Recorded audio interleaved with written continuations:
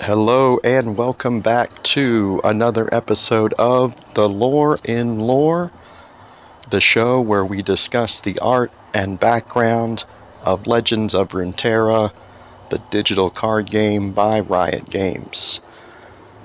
I'm RLK, your host, and today we're going to be discussing one of the new champions just released in the latest expansion, Evelynn. I figured that since we did kind of a throwback yesterday with Tom Kench, today we'd look at one of the brand new champions just released, and I think Evelynn is fantastic from a design perspective, especially in terms of the character design and the art and the background. I think it's a little too soon to tell just how powerful she'll wind up being as a card and how powerful her card package will be, although she is showing a promising start and she's already become something of a fan favorite, especially among the more thirsty fans of the franchise. So let's go ahead and jump right in here. Evelynn, as we can see, is a 4-cost champion 0/5. When she's summoned, she summons a random husk. This is the thematic effect of all of her spells and units. It's what makes up her Runeterran origin. Any cards that summon husks into the deck. She levels up when an ally or herself kills an allied husk.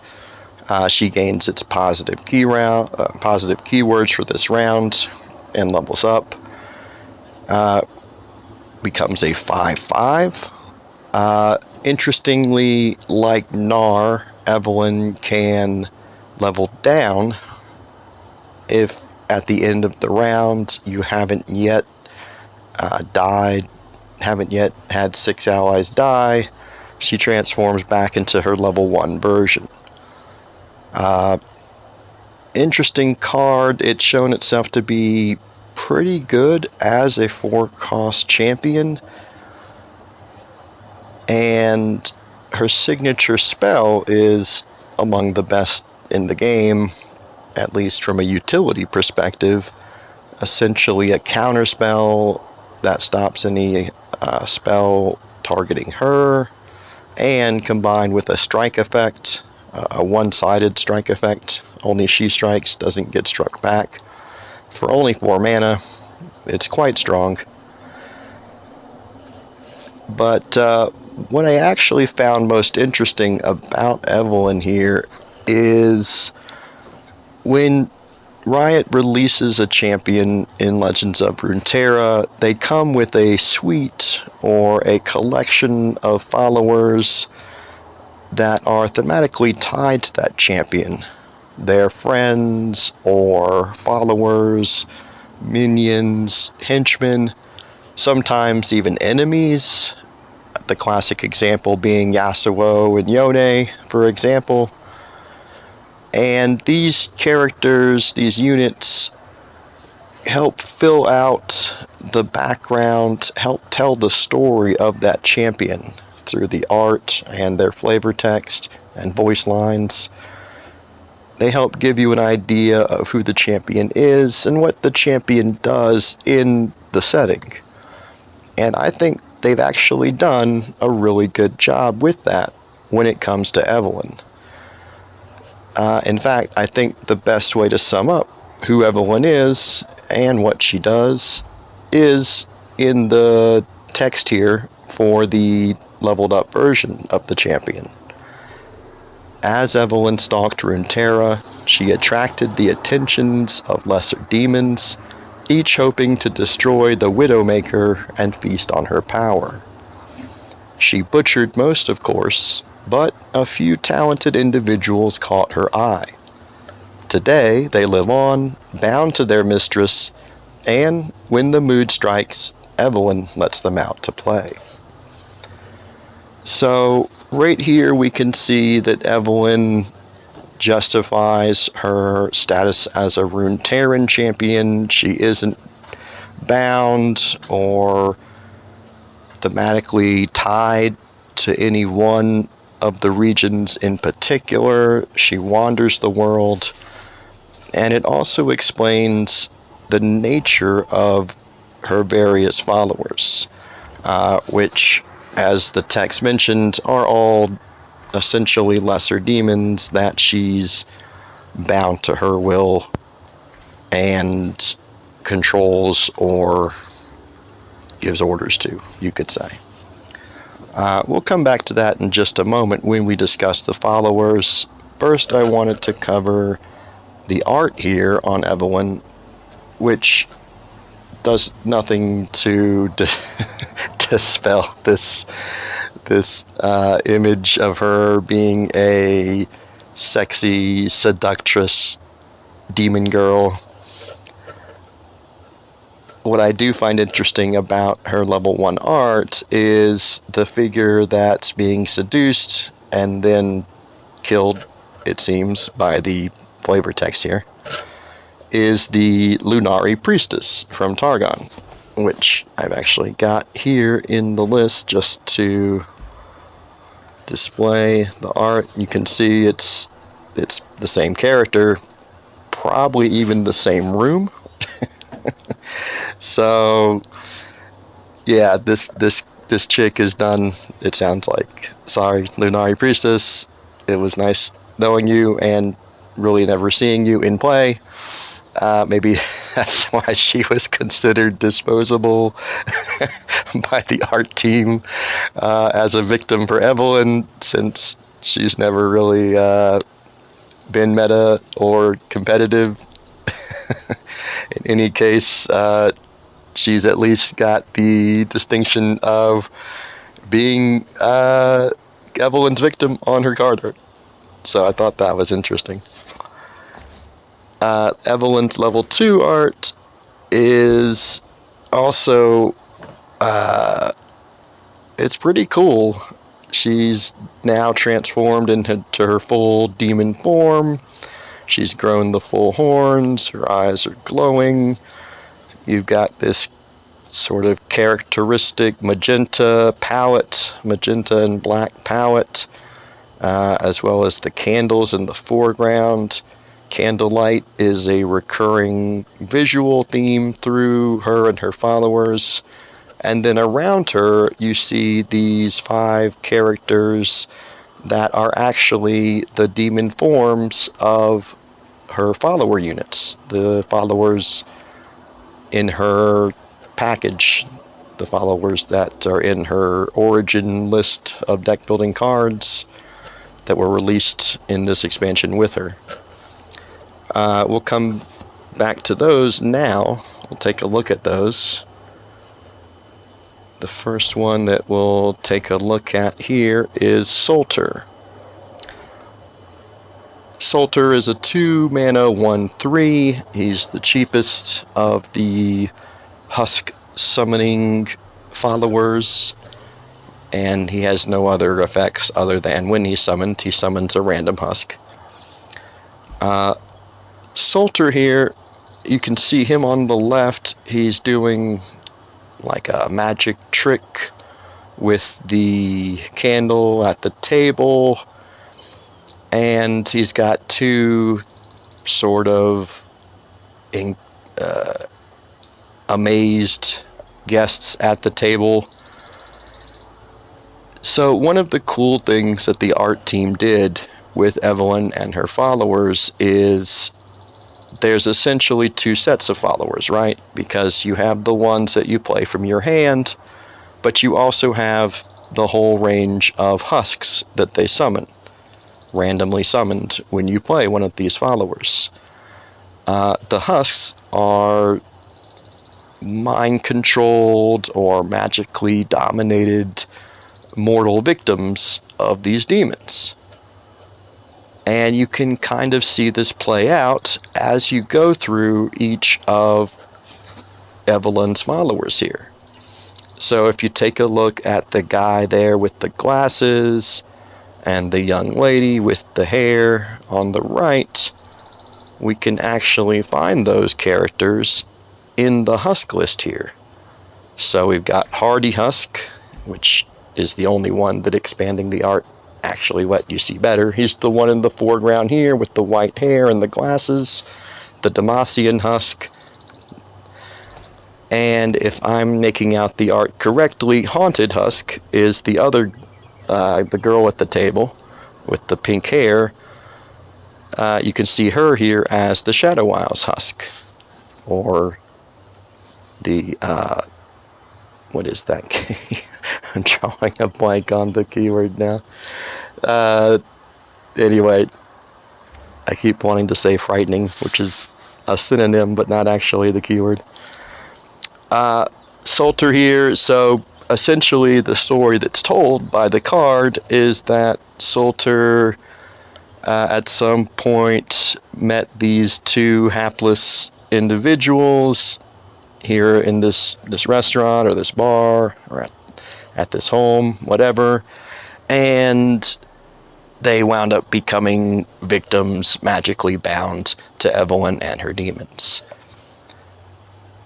One of the other really interesting visual themes running through Evelynn's package is in each of these followers. You can see somewhere in the art the follower, his or her demon true form, somewhere tucked away or hidden in the art. So you can see Salter here in the mirror to the right of him. You can see his reflection is his demonic form. And we'll see that again through each of these cards, which is kind of cool. Also worthy of note, I tried to pick out which region each of these little scenes or vignettes is taking place. I believe this one here is in Demacia, just judging from the architecture and the style of the window and arch behind the characters, as well as the Demacian Husk, or soon-to-be Husk in the art here. So that's Salter. Next on our list is Domination. 3 mana, also a 2/1 that summons a Husk. This one actually sees some play and may wind up seeing play in other deck archetypes beyond Evelynn decks themselves because of her second ability, which is when you summon a 1-cost ally, granted +1/+0. For example, it's already seen some use teched into the Azir Aurelia deck to give all of your blades an extra point of power for a relatively cheap investment. The art on Domination is actually really cool. She's seated on a throne.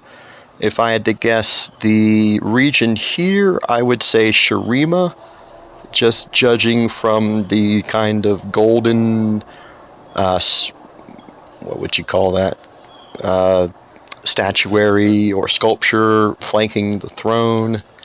Also the fact that she herself is a Shurima card, and kneeling in the foreground here is the Warded Husk, who's the Shurima Husk, the Husk from Shurima.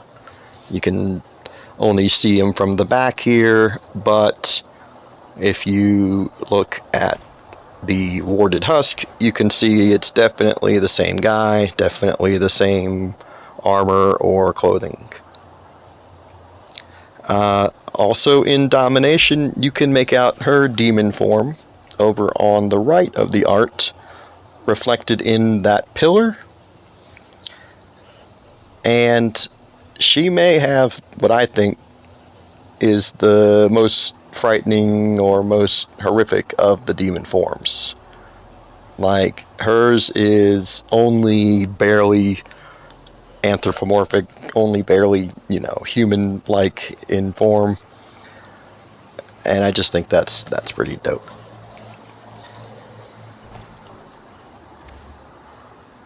Moving on to Vora.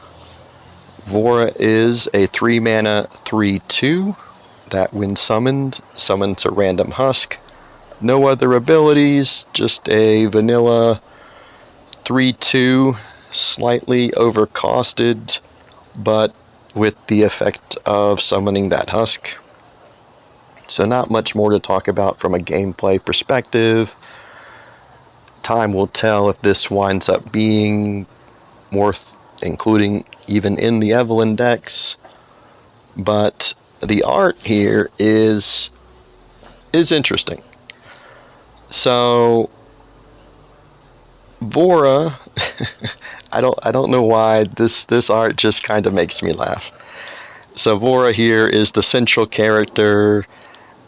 She's obviously in the process of seducing the Ionian husk, which is the one with the little hood, fading husk here. And which, by the way, fading husk is probably maybe the best husk you can get summoned randomly from one of these followers or from Evelynn. If you can get elusive onto any of your big units or onto a unit with Scout, Evelynn's been recently paired with Demacia and scouting units. If you can get elusive onto a big threat of some kind, you suddenly have really maximized the value of that unit. So Vora's in the process of seducing the fading husk here. What I find funny about the card is, so all of the husks, all of the followers, they're demons, they shapeshift, or they transform into a demon form from a human form. And right now, like, Vora's clothes are like magically disintegrating, which is, I guess, technically a superpower or a magical power. It just seems like one that would have the most limited and obvious applications. And I don't know if you'd really want to strip down magically in the middle of this tavern that they're in. But regardless, she's also got just a badass face mask, which is hella cool. And in the background, I believe that is the Freljord husk in the heavy coat. Holding the beard stein there. If we look at the stubborn husk, we can see that she is wearing like a fur-fringed, hooded robe or coat. And it's the only place in the follower art that I've seen anything like that outfit. So I'm going to go ahead and call that as being the stubborn husk there, in what I want to say is a Freljord tavern. Maybe even the Friendly Tavern Keeper's Tavern. We can also pick out Vora's demon form. Unlike the others where it's in a reflection, it's taking the form of like a painting or even a graffito on that wall or pillar right behind the two there. In fact, you can even see her name up above at the very top of the image, right above the demon's head. So I thought that was a neat little way to incorporate her demon form for this card. Alright, moving on to Solitude. Solitude is a 5 mana 4/4 that summons a husk, and has the effect, while in play, when you summon a 1-cost ally, grant it a random keyword. So what this means is, first of all, any 1-cost ally, but most likely going to be your husks, in addition to being a random husk with one of their random keywords, whichever one it is, that husk will also get an additional random keyword. Which is significant, or at least, potentially significant, because there's at least one keyword that you can't get from the husk pool here that you could get from a random selection, which is lifesteal. So it's worth noting that you could potentially get a lifesteal husk from Solitude, or from her effect. The art on Solitude is a great little mini story, mini tableau of its own. We see the text here is notes from Lady Simpescu's diary. On my walk home from the entresol, I saw again that poor vagabond sobbing in a small alleyway. That so many veer around her so pointedly breaks my heart as much as her own palpable dismay. So, tomorrow, should we cross paths again, I will endeavor to help her in any way I can. Judging from the educated language of the text, as well as the graffiti and neon and other elements of the art, it seems obvious that this takes place here in Zaun, or maybe a slum of Piltover, if those aren't the same thing, and that Lady Simpescu here is probably a Piltoveran upper class, some sort of socialite or noble based on the clothes that she's wearing. She's got a Yordle henchman or friend, companion, drinking buddy, who knows.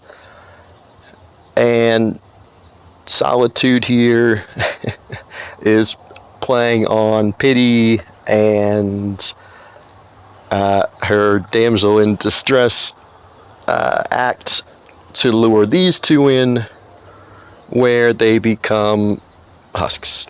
We have Scattered Husk, and this is one I'm not 100% sure. I could see Lady Simpescu being either the Breakneck Husk or the Enraged Husk. They both have similar hair, and the outfits shown don't really help distinguish from the card art in Solitude. If I'm missing something, feel free to let me know in the comments or on Twitter, but that's my best guess for those two. But yeah, I also love the the Jinx graffiti behind the main characters on the art here, as well as you can make out Solitude's demon form in the reflection of the puddle just below her.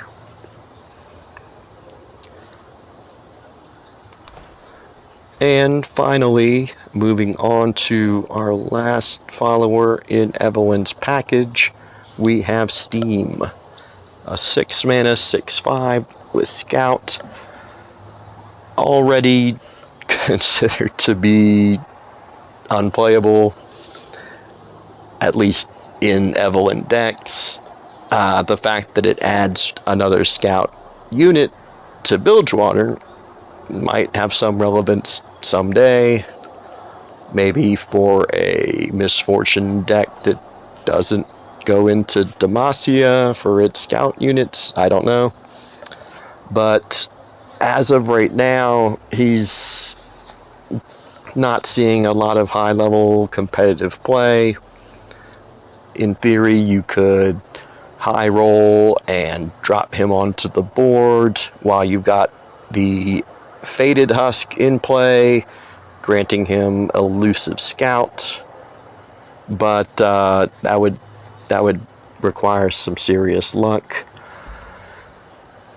So I'm not going to read Steam's whole text here. Needless to say, it reads like just some racy Evelynn fan fiction, and it's actually kind of funny.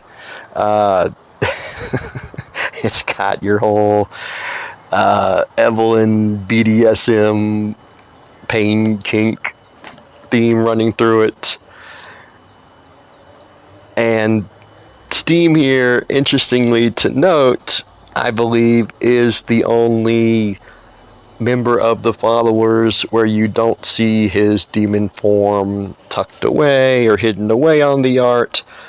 Instead, he's basically in demon form here.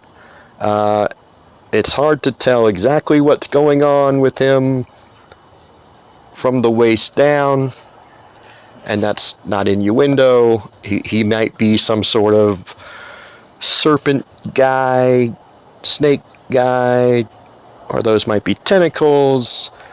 Needless to say, he's got several coiling, writhing appendages, and he may or may not have legs in addition to that, but he's basically chilling in this pool here. He's got about 50 abs. He's got nicer nails than my girlfriend. And he's he's on a date or something with the Bilgewater Husk here, who is the Thrashing Husk, as you can see from the hair and that head garb that he's wearing. So whatever's going on with Steam, he's not doing much to hide his true nature. He's just kicked back like a demon prince, actively doing his evil job. So that is Steam. Interesting name also. There is, Steam kind of rising up from this pool here. It's hard to place this region that this card takes place in, although it's somewhat reminiscent of the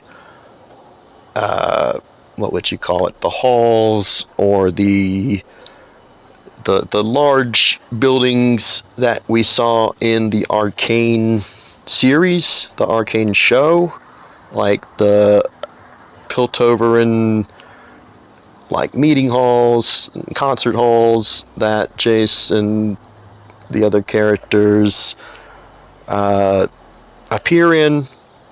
Other than that, I can't truly say from this architecture where they might be.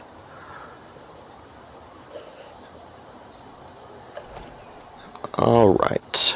Normally we would run through the spells, but in this case we'll just do so quickly as the art doesn't add a whole lot.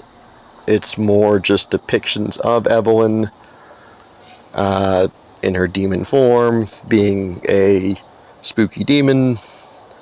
Hate Spike kills an ally to deal 2 damage to a unit and summon a random husk at fast speed. So it's essentially a Mystic Shot in Shadow Isles that requires you to kill an ally, but also gives you a husk back. I know there was some speculation by Mogwai, I believe, that this could go into an Undying deck. We'll have to see when that happens. Allure, 2 cost, focus speed, summons a husk, grants it +1. Nothing real exciting going on there. You get to see Evelynn in her quote-unquote human form, beckoning you towards the camera. And that's actually it. There aren't a whole lot of cards for Evelynn as of yet. The husks themselves, we can take one more look at their collected art here.